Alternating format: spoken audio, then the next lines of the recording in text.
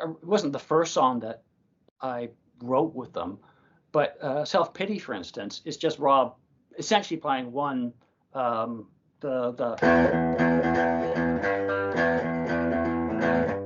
all the way through. Now, I certainly wasn't going to be like like that, or going. I could have, but I thought that's just stupid. So what could I do? And I ended up just hitting this D string that was sort of muted and then let go a bit and just staying on it and really sort of minimal. And it worked. It was great. I was so happy with it. It's one of my favorite parts with Nomeansno.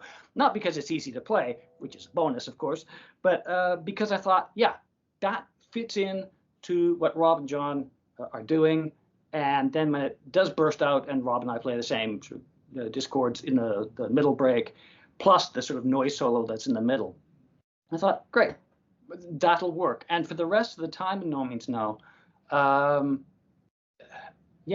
Rob took up a lot of sonic space with his bass, which gave him this monstrous sound.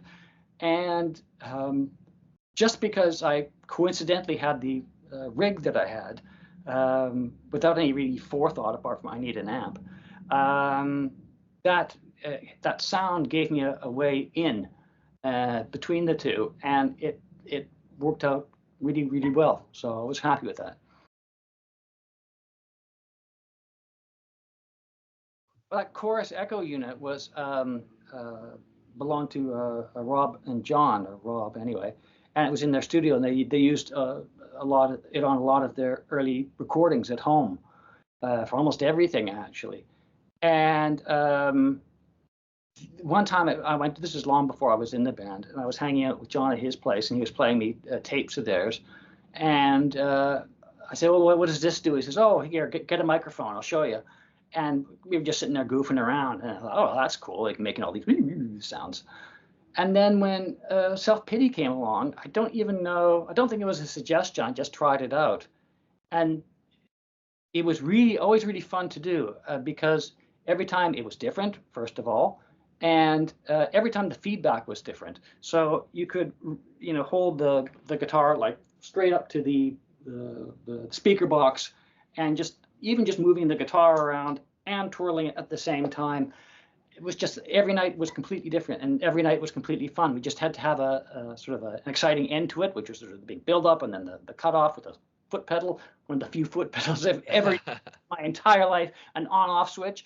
And so it was just, and also for the people in the crowd who were sitting there watching Rob and John just repeat the same thing again and again and again and again, and this sort of cascade of sound coming up.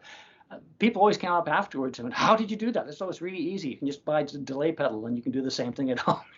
It was not a pedal. It was a Roland, what was it called? A Roland Chorus Echo box. It's about, I know which one. It's big. And the good thing about them, and unlike a lot of things now, of course, we can digital, of course you have dials and stuff like that. But in those days, it had to be big dials. And so you had these really large dials, and it does make a difference actually.